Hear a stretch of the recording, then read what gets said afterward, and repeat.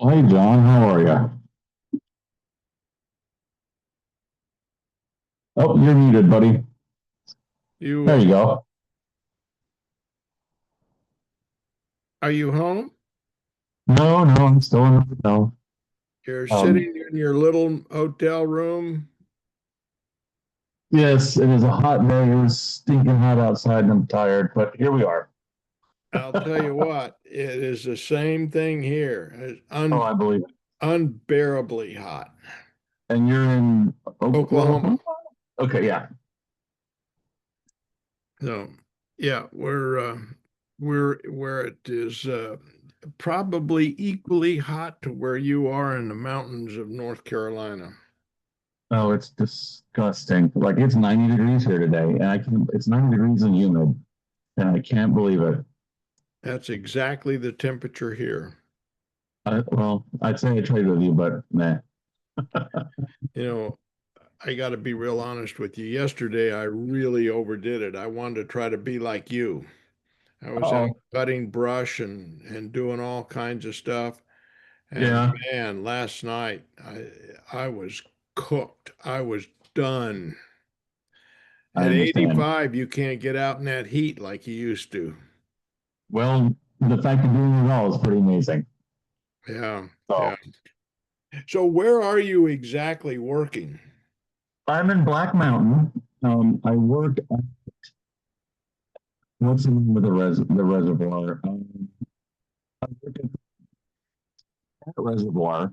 It's the where it's the watershed and the water source for the majority of Asheville's drinking water. Hmm. Um, and during the storm, like so, that water plant is one of two water plants in the state that have direct filtration. So the water quality is so good that they really don't need to treat it. So EPA regulations say that you have to have the turbidity in your finished water below zero point 0.3 NTU, which is a measurement of turbidity, like the cloudiness in the water. The lake that they get their water from is generally below zero point 0.3 NTU. So they just take it from the lake, put a little bit of bleach to it, run their filters, and off it goes. They don't have any pre-treatment. They don't have sedimentation basins, none of this, no flocculators, no nothing. Um, so when the storm came, they went from their, zero point 0.3 NTU or less to 100. And they don't have they can't handle it. So yeah, Army Corps and FEMA put out the contract for a turbidity reduction unit, and that's where I work right now. So we have a bunch of, they're called DAFs, but dissolved air flotation units up there, sitting in the middle of nowhere, out on the side of a mountain right above the dam. I can send you. I'm going to link if I can. I don't think I can. My YouTube videos from there, um, and it gets you an idea of like where I'm at. Um, Let me find it real quick. Okay. You can get a picture So of like they have no water filtration equipment, or is the water filtration equipment damaged and it's unworkable? it's not damaged. It cannot handle the raw water that they have now. At least they Okay. couldn't. Like the turbidity in the reservoir has gotten much better. They really don't need us anymore. Um, but we're up there. They're actually doing a 5 year extension on the project, but I won't be there. I'm starting a new job in a couple of weeks. Yeah. Oh, okay. So are Yeah. you under contract with the Corps then? I'm contracted through a joint venture between it's a Native American contracting company called OTNA and with a engineering firm called CDM Smith. Hmm. Um, they're the joint venture, and I work for OTNA. Not really, Oh, but I kind really? of work. Yeah. Um, And in your full-time job, you work for them, and Native American? Are they yeah. Cherokee? No, they're Alaskan. They're out of Alaska. Um, Oh, okay. and I don't work full time for them. I actually work for a staffing agency right now, and they're trying to get me to go full time with them, and I'm just tired of being away from them. To be honest with you. So let me stick this in the chat and you can look. You have my email address, right, Chris? I do. I just stuck it in the chat there. You can grab it from there, or I can email it to you. Yeah, just send it to me by email. Yeah, I'll do that. That's the easiest way. Yeah. The you know, the river that I'm on here, the Illinois River in Oklahoma, is all controlled by Corps, the Corps of Engineers. Yes. Yep. They're really. There we go. There you are. Yeah. Hi, I'm here. Sue. How are you? I bet you're locked up inside your comfy little Yeah, I place, know. staying We out of talked that. about it last week. It was 50. Today it's 101. Oh, wow. Well 101? done. Well done. Oh, Oh, I feel sorry for you. Well, as long as you stay inside in the air conditioning, it's fine. Yeah. Well, for the longest time, Sue, growing up on the West Coast, we didn't have the high levels of humidity that exist in the Midwest and East. And if I live to be 1,000 years old, I will never get used to this humidity. And if it wasn't for air conditioning, I can't see how people could even live in it. But of course, they always have. Right. Oh, there's Fred. I cannot see you guys. I'll be right back. I'm going to kill this and be right back. we can Okay. see you if that Good matters. seeing you. Yes. You guys are all gone. I'll be back. Okay. Well, Rachel, I didn't mean to take your time away from your husband, but I enjoyed Oh. playing with him. Yeah. Yeah.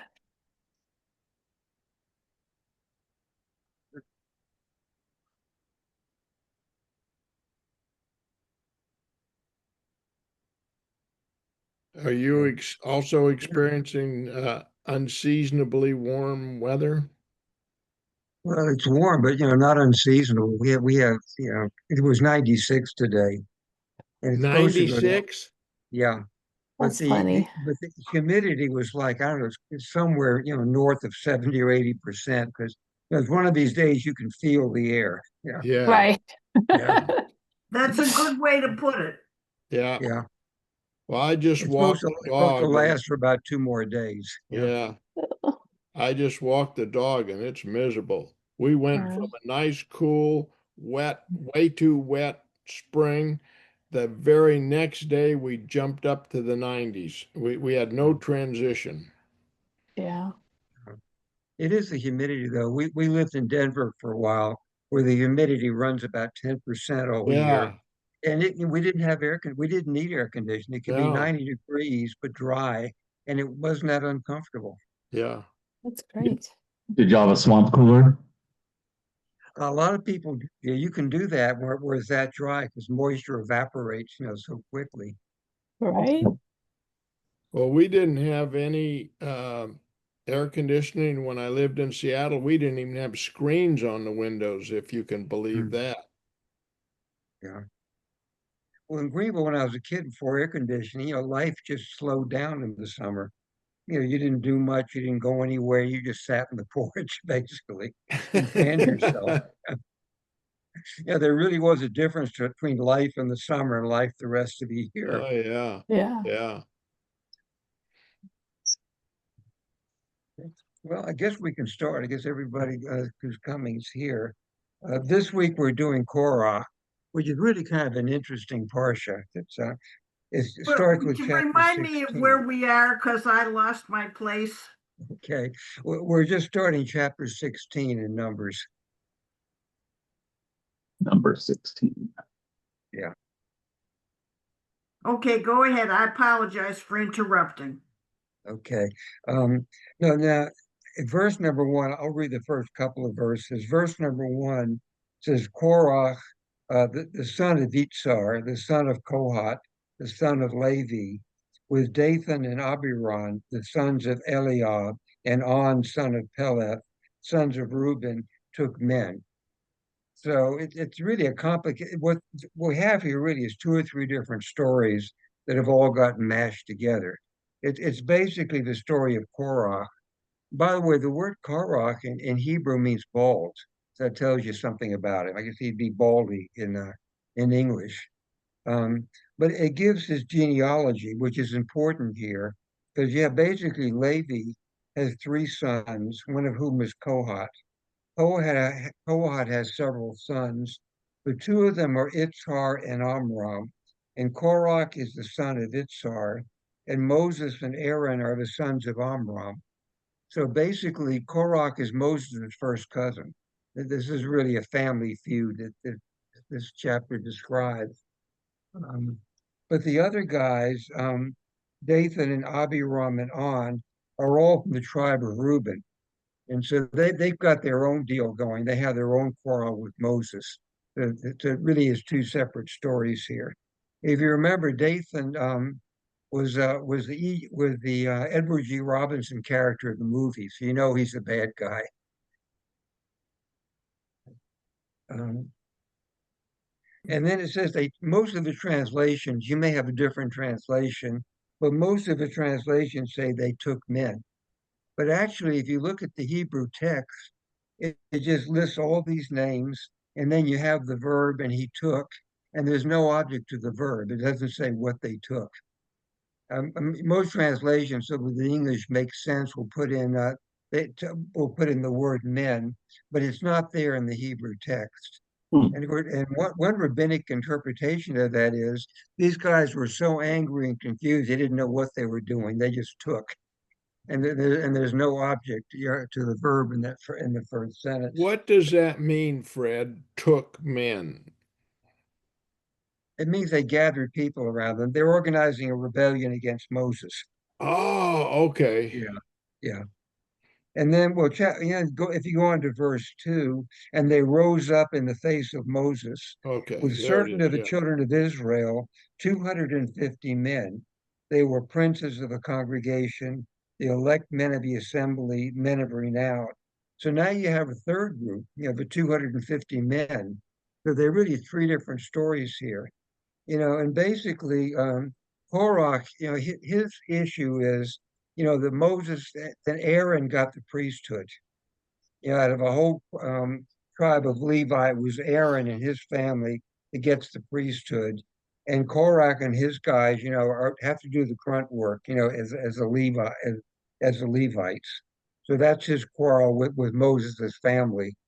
The Dathan and Eliab and On, they're guys from Reuben.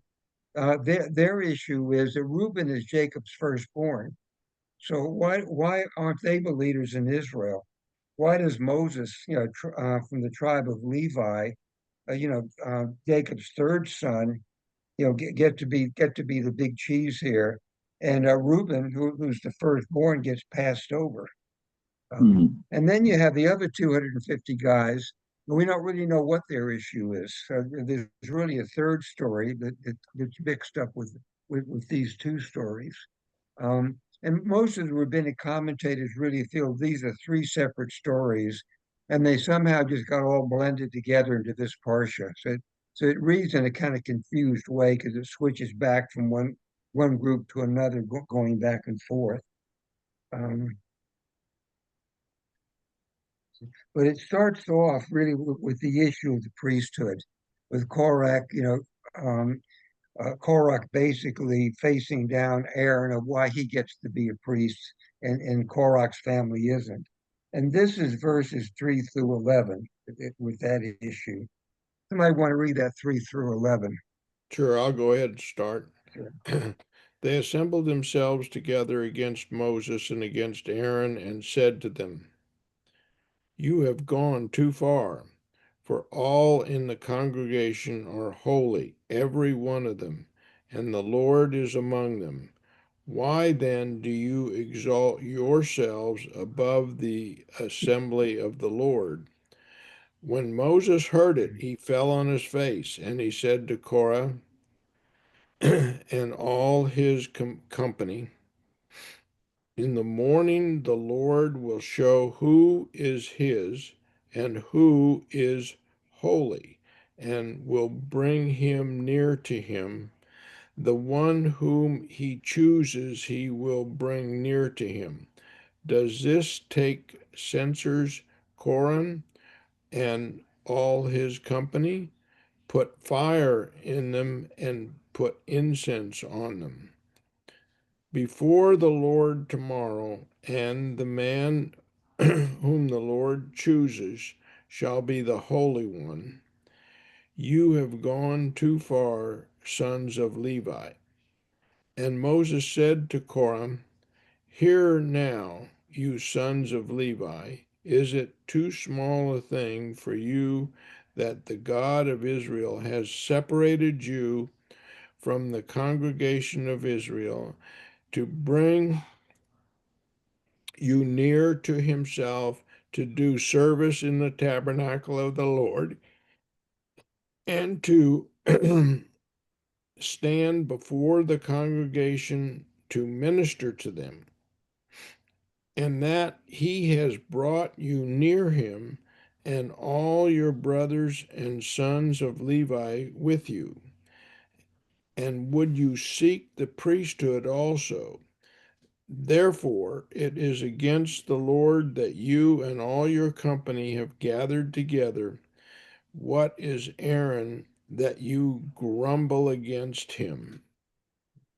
Yeah. So that's so basically what actually Korah is making a pretty good point. He's saying, why can only this one family in Israel be allowed to be priests?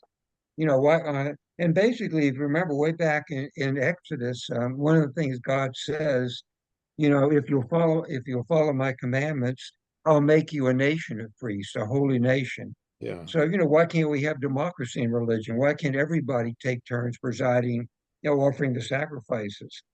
Um, and basically, this was a basic issue later on between when the temple stood in the Greco-Roman period, but you also had the synagogue, which dated back from the return from the Babylonian exile.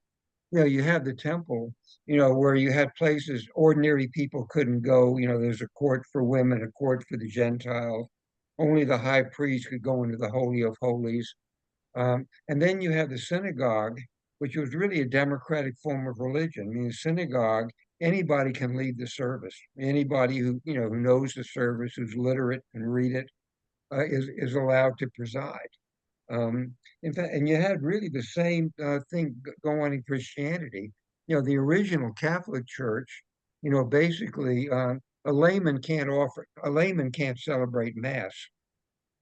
I mean, nobody but a priest, who has been legitimately ordained as a priest, is allowed to celebrate the Mass.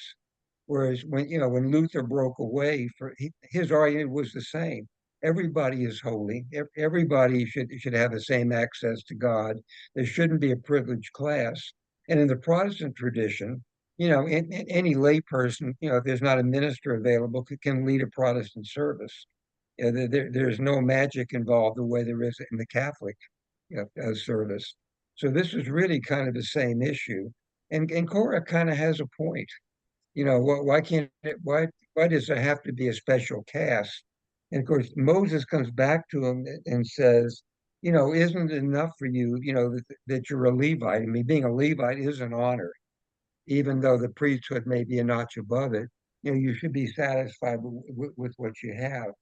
And then then what he does, he sets them up by saying, okay, take fire pans and put incense in there, and you're going to bring it into the tent of meeting before the Lord, which is what the priests do. So what he's saying is, okay, you want to be a priest? Let's try it out. Let's go ahead and see if you can do it. If God will accept you coming into the sanctuary, with your censer full of incense. If you really want to be a priest, we'll give you a chance to try it out. And of course, he's setting them up for disaster later on. Um, but then it shifts. Then we go to the other story, and 12 through 15 really goes back to the quarrel of the tribe of Reuben, with Moses. So someone wants to read 12 through 15. Sure. And Moses sent to call Dathan and Abiram, the sons of Eliab, and they said, We will not go up. Is it too little that you brought us up from a land flowing with milk and honey to put us to death in the wilderness, that you Mm. should also actually lord it over us? What's more, to a land flowing with milk and honey you have not brought us, nor given us an estate of fields and vineyards. Would you gouge out the eyes of these men? We will not go up. And Moses was very incensed, and he said to the Lord, Do not turn to their offering. Not a donkey of theirs have I carried off, and I have done no harm to any one of them. So this is their quarrel, which is basically, you have to remember, we read the Parsha last week where the 12 spies came back and 10 give the bad report. And God says, okay, this generation is just going to sit here in the desert basically till it dies off, and the next generation will go in. So these guys, basically are sort of dead men walking in a sense. And so, and their quarrel again is, you should have never brought us out of Egypt in the first place. It's the same thing over and over again. That phrase, would you gouge out our eyes, is sort of like the modern idiom, pulling the wool over somebody's eyes. In other words, you lied to us. You brought us out of Egypt. You promised us a land full of milk and honey, and here we are stuck in the Sinai desert. So pulled the wool over our eyes. You cheated us. But there's also another theme in this. Reuben was the firstborn son of Jacob, and he was passed over for the leadership in Israel. You remember the last chapter of Genesis, when Jacob is at the end of his life and he calls all his sons in and he predicts their future. And he starts with Reuben. It says, Reuben, I think he says, unstable as water is a phrase that he uses. You also remember that Reuben slept with one of Jacob's concubines. I can't remember whether it was Bilhah or Zilpah overhand, but you don't do that. And so, his father is really angry and passes him over. The thing I've never really understood is that the next two are Shimon and Levi. That's the second and third sons of Jacob. And Jacob basically curses them. He tells them, they were the ones after their sister Dinah was raped, massacred all the people in the city of Shechem, and Jacob has never forgiven them for that. And he says, I want no part of you. You deal in violence, and so finally the leadership's going to go to the fourth son, who is Judah, as the tribe of Judah, which will eventually lead Israel. Which makes you really wonder why Levi got the priesthood. Why Moses couldn't have come out of a tribe of Judah, which was going to be the leading tribe anyway, and then the text itself never really explains that. But then it flips back again, because now with verse 16, then they go back to Korach again. So in verse 16 to 22, then you get the next part of the story. So you might want to read 16 through 22. Sure, I got it. And Moses said to Korah, Tomorrow you and all your company appear before the Lord, you and they and Aaron. Each of you take your fire pan and lay incense on it, and each of you bring that fire pan before the Lord. 250 fire pans. You and Aaron also bring your fire pans. They each took their fire pan, put fire in it, laid incense on it, and took a place at the entrance of the tent of meeting, as did Moses and Aaron. Korah gathered the whole community against them at the entrance of the tent of meeting. Then the presence of the Lord appeared to the whole community, and the Lord spoke to Moses and Aaron, saying, Stand back from this community, that I may annihilate them in an instant. But they fell on their faces and said, O God, source of the breath of all flesh, when one member sins, will you be wrathful with the whole community? Is that this wasn't going, or am I going further? Yeah. So basically, here you have them with their fire pans. They're ready to go into the tent of meeting, which is going to get them killed if they do it. And Moses actually pleads for them. He's saying, Korach has misled these people. It just because Korach, is a bad apple. Don't destroy everybody. Don't destroy his whole family. But then the thing shifts around again. The story is really kind of hard to follow, because then it shifts again, and then you have verses 23 to 35. Somebody want to read that? Sure, I'll go ahead. I'll read it this time. Okay. 23 to 20. 35. 23 through 35. Okay. Adonai spoke to Moses, saying, "Speak to the community and say, withdraw from about the abodes of Korah, Dathan, and Abraham." Moses rose and went to Dathan and Abraham, the elder of Israel, following him. He addressed the community, saying, "Move away from the tents of these wicked men and touch nothing that belongs to them, lest you be wiped out for all their sins." So they withdrew from about the abodes of Korah, Dathan, and Abraham. Now Dathan and Abram had come out, and they stood at the entrance of their tents with their wives, their adult children, and their little ones.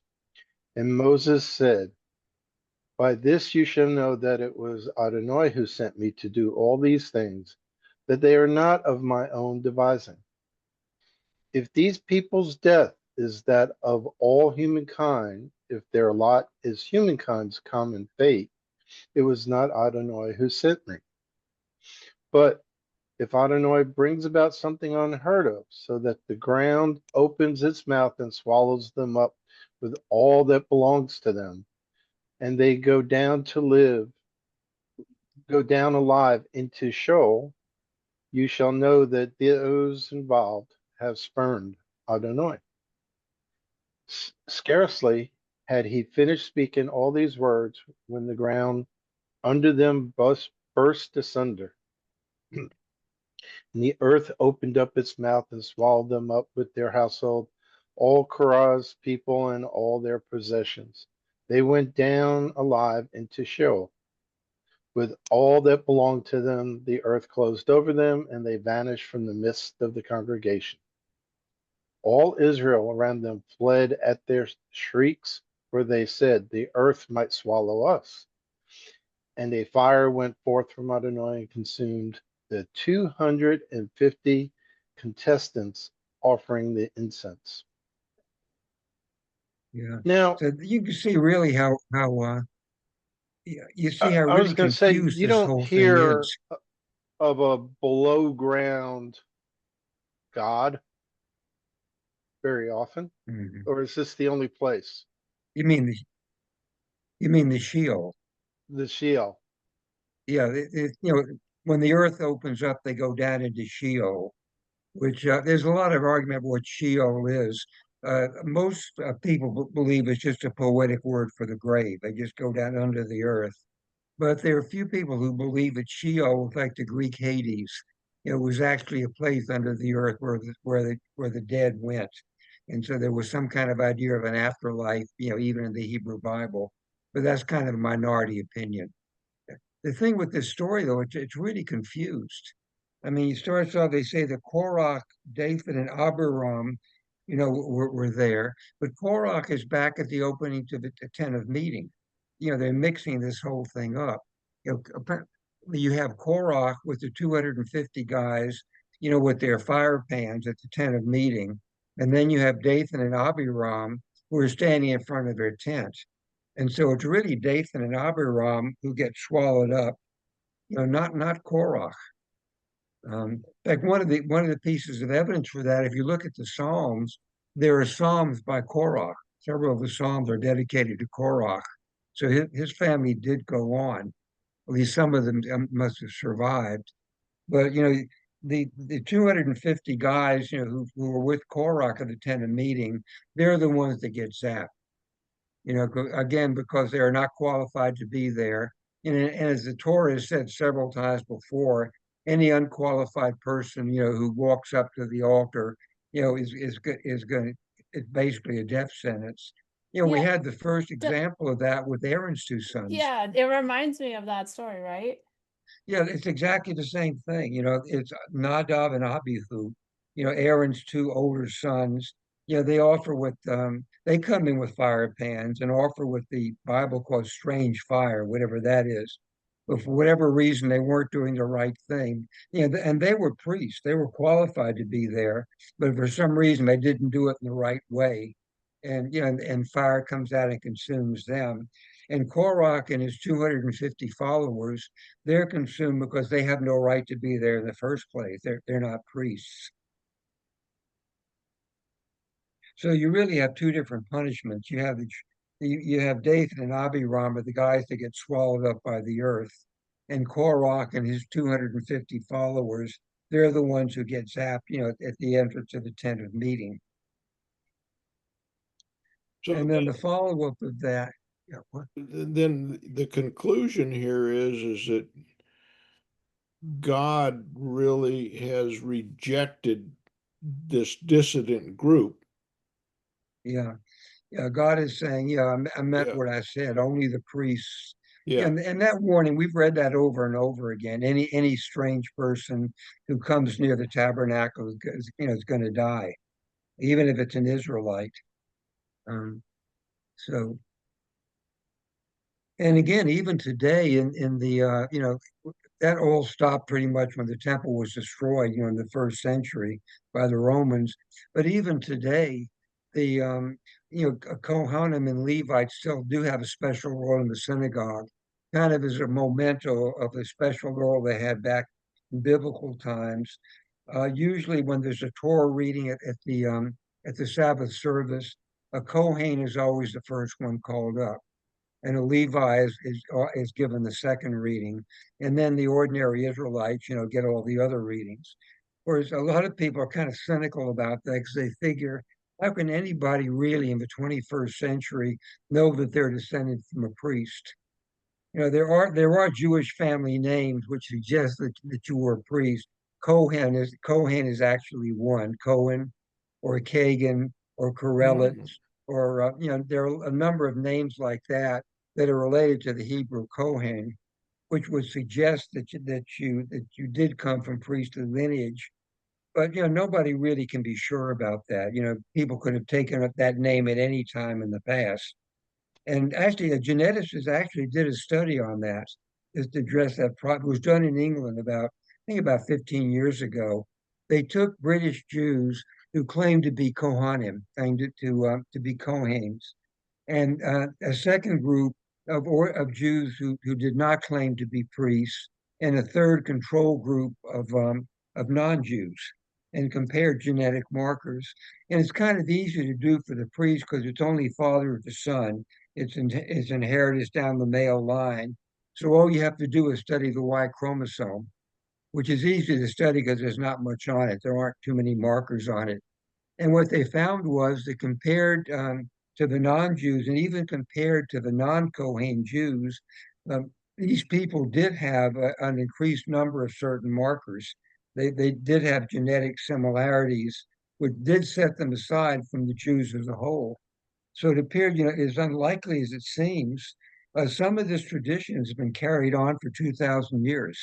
Even after the temple was destroyed, this tradition of being descended from a priest actually is legitimate in some families. Did they look at only European, or did also Jews from other places as well? Oh, it was only done in Britain. So these were basically probably just Ashkenazic Jews, European Jews, who had migrated to Britain in the couple of centuries before. Okay. I would be curious to see if a follow-up study on a bigger group.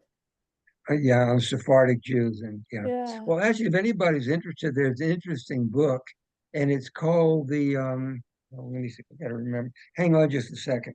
See if I've got it somewhere.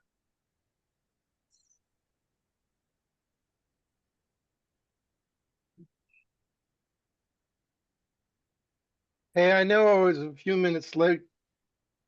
Okay. Rachel, did you do your research on the ink? Oh, I forgot. I should do it. I'll send it. I should do it and send it to everyone. I forgot. Okay. Glad somebody remembered.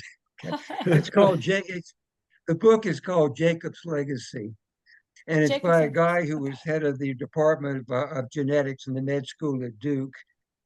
He's a guy named Goldstein. He's Jewish himself. And he's particularly interested in Jewish genetics. Jacob's Legacy is really an interesting book. It has that study in it and a number of other studies he's done with Jews all over the world. And it is remarkable, really. how many, that it really looks like the Bible may be right. We all may be descended from Abraham.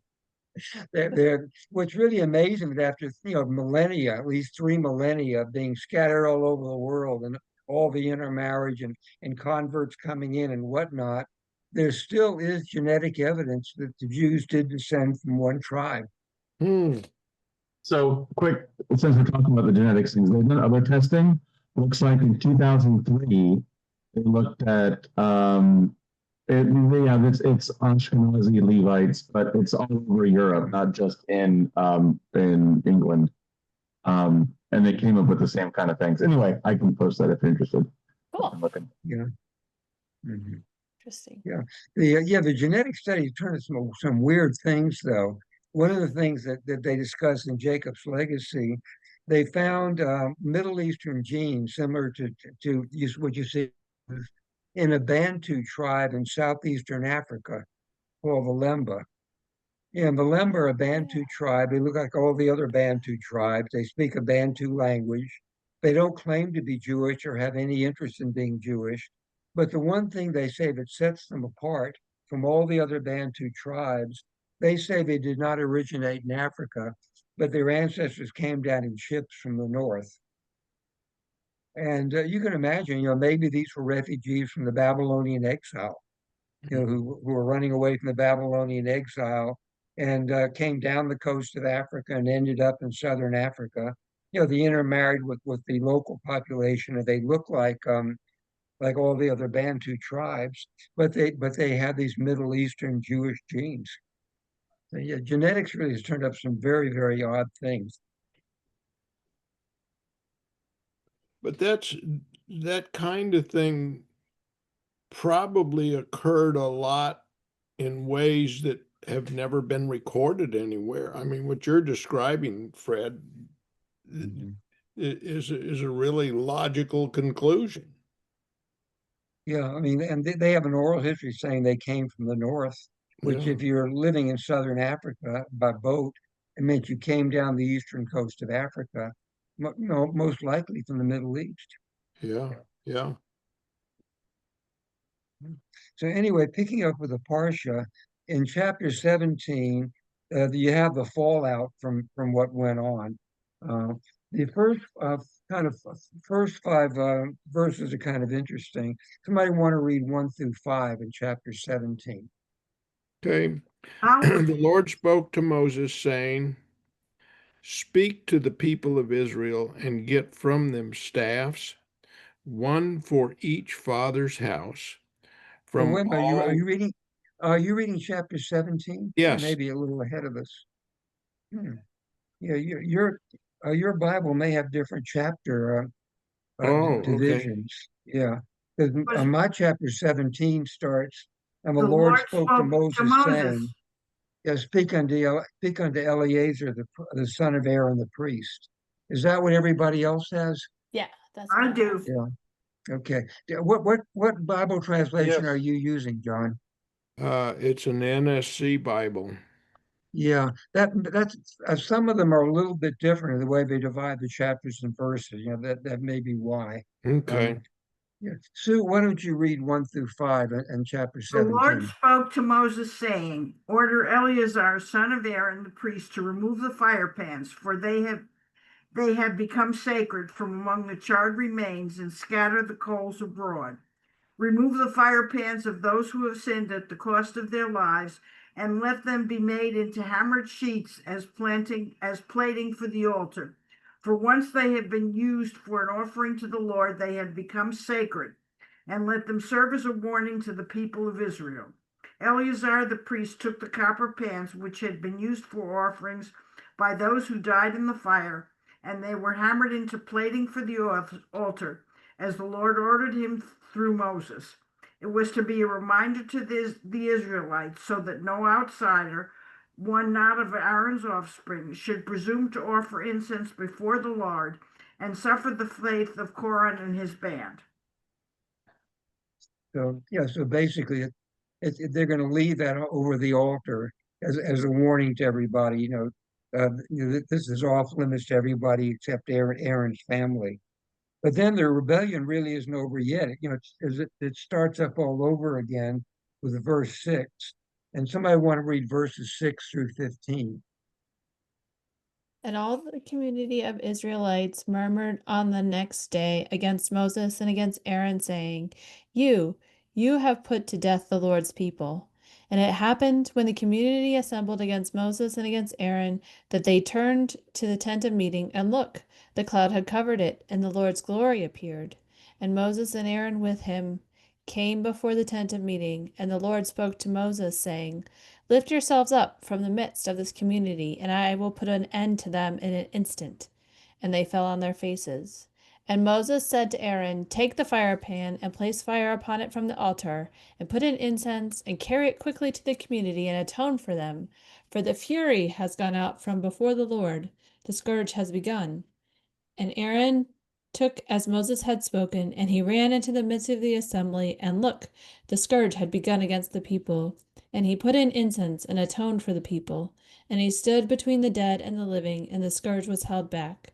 And those who died by the scourge came to 14,700, besides those who died because of Korah. And Aaron returned to Moses at the entrance of the tent of meeting, and the scourge was held back. Yeah. So basically, Moses can't get a break. Even after this, now the people are saying, you overreacted. You shouldn't have killed all those people. And the plague appears to be God's favorite way of punishing the Israelites in the desert. That's going to happen several more times as you go through Numbers and Deuteronomy. And it's really weird though, because it appears to have occurred immediately.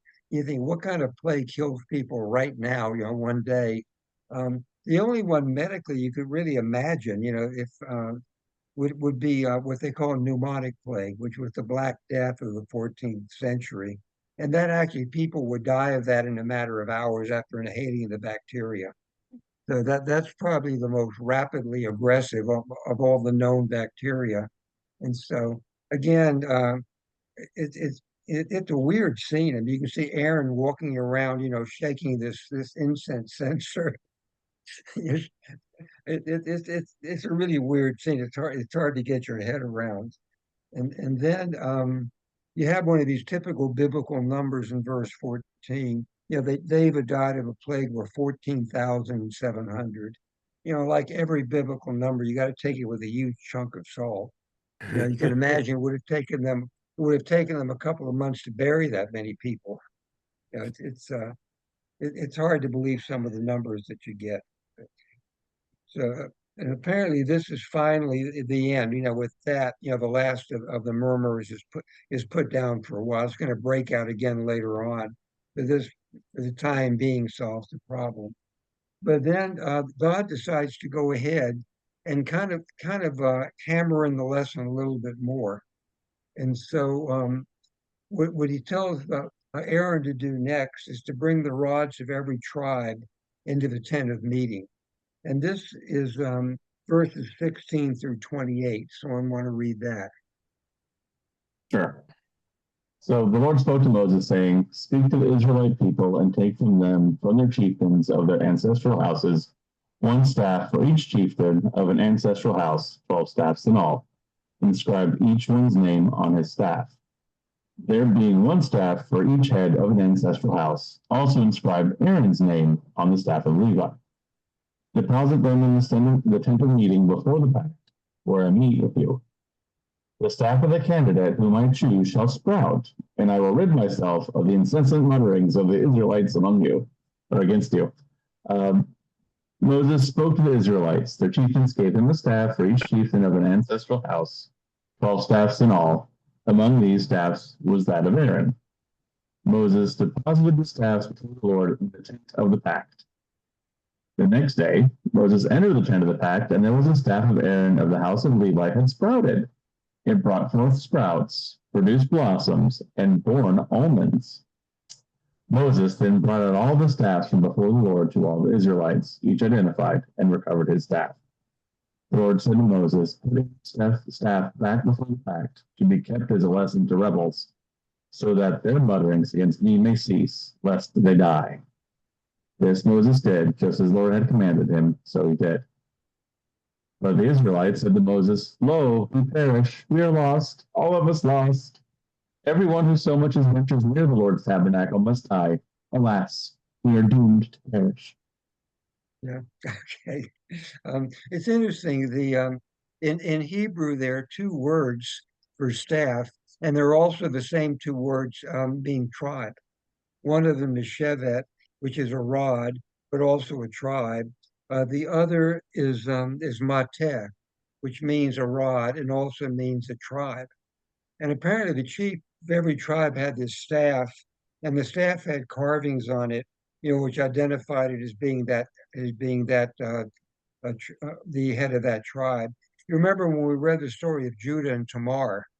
When Judah goes into Tamar thinking she's a prostitute, and uh, and Tamar says, if you don't have any cash, I want some kind of surety. I need collateral, and he gives her his staff, the sign which is his staff as the head of his tribe.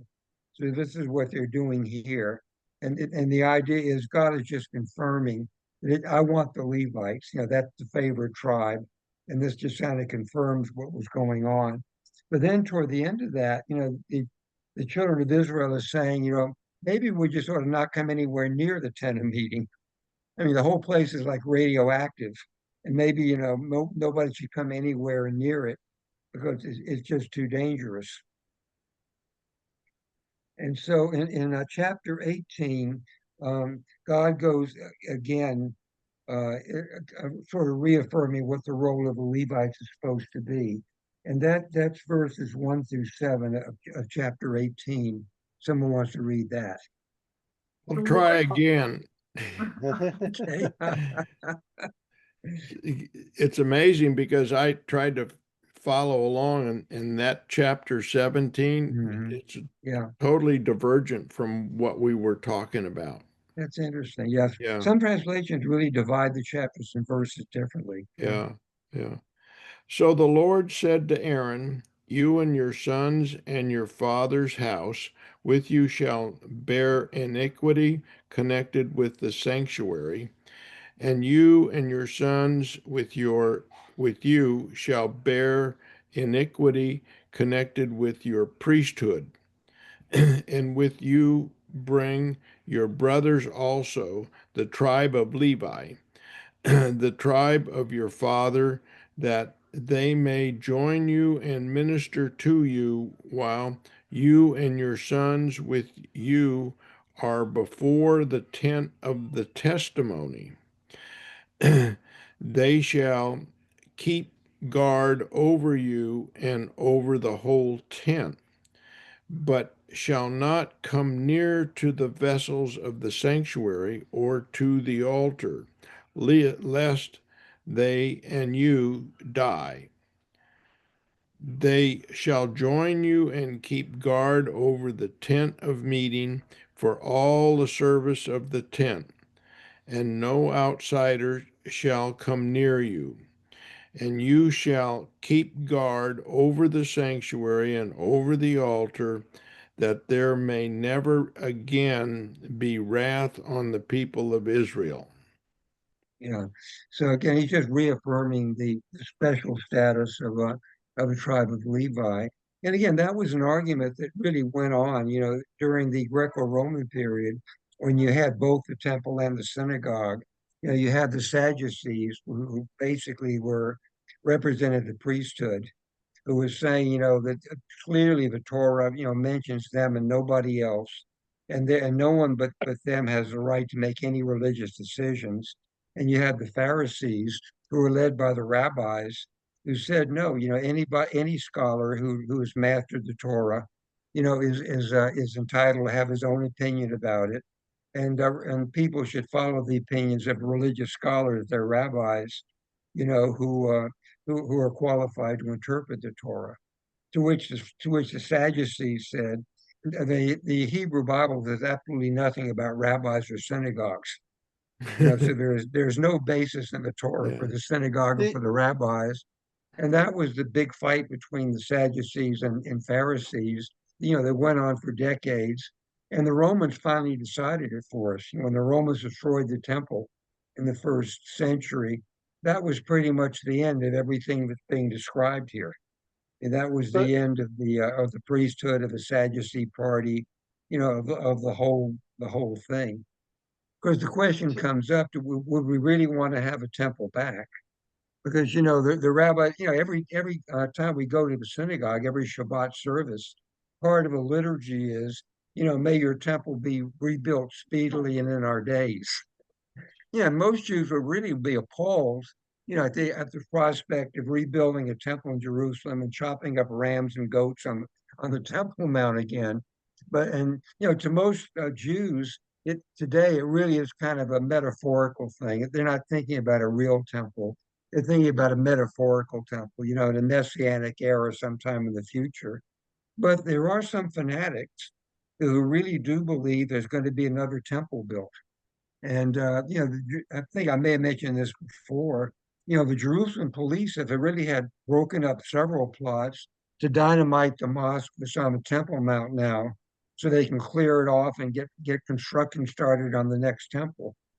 So there are still some true believers yet. so But the whole essentially, as far movie as Raiders of the Lost Ark would have had a different ending if they had a cone, a person with that heritage open the ark. that's right, yeah. Now, obviously, Indiana Jones was not qualified to open the ark. He was not. He was not. He was not a Kohen. Nope. And you're right. Everybody got zapped. Fire came out of the thing.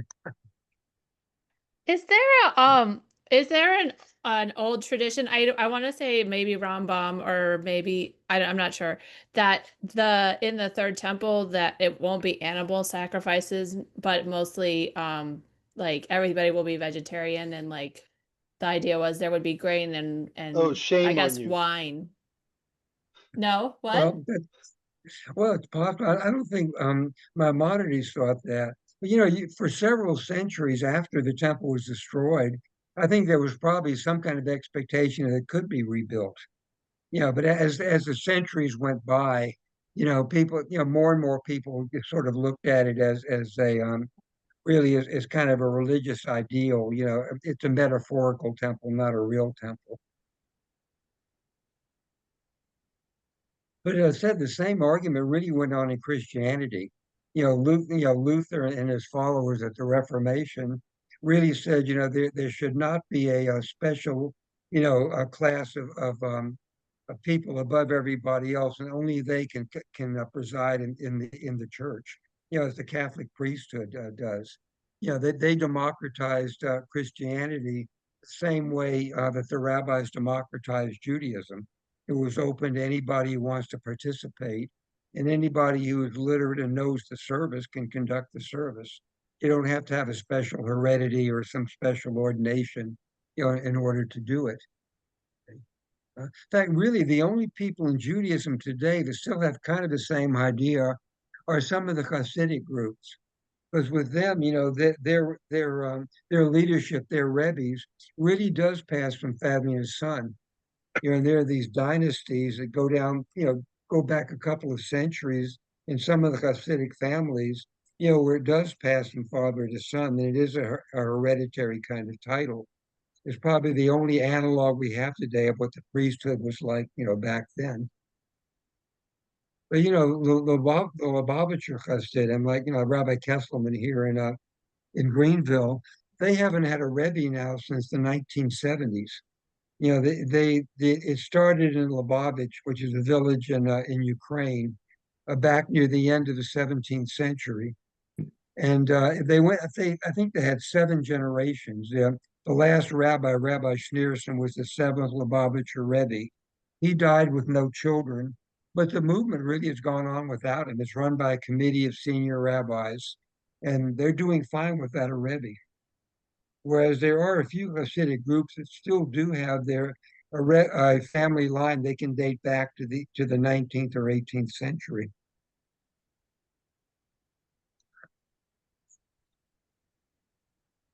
Hey, And the rest Rachel, of the parsha. Huh? sorry, it was Maimonides that said that about that, I think. Nope, never mind. Scratch Well, it. Sorry, continue. yeah. Well, Maimonides really said there would be a time when we'd offer no sacrifices at all. He said that really the ideal way to approach God was prayer and study. But he said, in an era when they were doing human sacrifice, it would have been too big a culture shock to go from human sacrifice to prayer and study. So his idea was that animal sacrifice was put in as kind of an intermediate step. And it started really with Isaac. God says, I don't want you to sacrifice Isaac. That was the end of human sacrifice. And so you went, and then eventually that would evolve into just study and prayer. We wouldn't have to do any kind of sacrifice at all in that sense. And then the rest of this parsha basically just expands on that last 7 verses. They just go over in detail, how the Levites get their tithes, and how they're going to be handled by the rest of Israel. It's just a recapitulation of all the special stuff that pertains to the tribe of Levi. Brad, Mhm. in terms that we think of in administration of a society where you've got certain responsibilities, it almost sounds like this is kind of like, I'm going to use the expression, the city government of a tribe, and who has the certain role, and there's other roles that to like the role that is going to protect everybody, which would be an army or something like that, and it's kind of a precursor to how society ought to be organized, and the Levites have a certain role, and different groups have. Yeah, it's a Is that a hierarchical fair society. kind of analogy? Well, a lot of people believe a society does work better if it's sort of stratified like that. Mm-hmm. Here you have the priests and at the top, and the Levites, the Levites a notch below them, and then the ordinary Israelites. You have basically the same thing in the Middle Ages in Europe. You had a hereditary king, and then a nobility under him also, got their titles by heredity. And then you got the common people, under them. The same kind of hierarchical thing. Sure. And if you look even in Greek philosophy, if you look at Plato's Republic, you have these philosopher kings, these philosophers who will rule the ideal society, and under them you have a warrior class, which is responsible for keeping order, and then you have the ordinary people, Yeah. that rank and file under them. So, and India actually had the same thing. They had the caste system there, from the Brahmins all the way down to the untouchable. You got about 4 or 5 levels in society. And that lasted for millennia. That didn't really break up till India got a constitution in 1947. So, yeah, I mean, most of human history really is this kind of government, this kind of hierarchical kind of Sure. society. Well, Democracy is kind of a new experiment if you look at the whole scale of history. yeah. Well, in thinking in terms of Moses led all of these people out of Egypt, and God says, "Okay, you Hmm. guys are here now in the land of that I've given you. Here's the way you ought to be Hmm. organized. Here's what you need to be doing." And everybody's trying to, figure out, Yeah, what position they have. exactly. Yeah. Well, you see the showdown reading the book of Samuel, the people will say, we want a king. And Samuel Yeah, says, you don't want a king. God is your king. There's nothing in the Torah about you having kings. The priest will tell you what God's law is, and that's how society's going to run. And said, no, we want a king. If you look at all the chaos in the book of Judges, where they're fighting one enemy after another and there's no organization or central command, you can see why. And sure, finally, they talked Samuel, into giving them the king. And that eventually led to the corruption of the priesthood because now you had another power center outside the priesthood. And from Saul and David on, the king decided who the high priest was. The priests didn't make that decision themselves anymore. So the priesthood got involved in politics. Every king had his own high priest. And that was really, the beginning of the corruption of the priesthood. Mhm. Well, So, any questions or comments about what we covered today? Okay. Well, the next portion is called Hukot. It's the story of the red heifer, among other things, Oh, and it's going to start with chapter 19 in Numbers. So we'll start with that next week. 19. Plus, Okay. plus Rachel will bring in her homework. Yes. All right, I will Rachel. try to remember We my still homework. haven't resolved the blue dye issue yet. Right. This is the first time she's never had her homework completed on time, Okay. ever. Thank you, Fred. Okay. See you all Thanks. next Later. week. Bye, Have a See you everybody. guys next week. See you Okay. soon.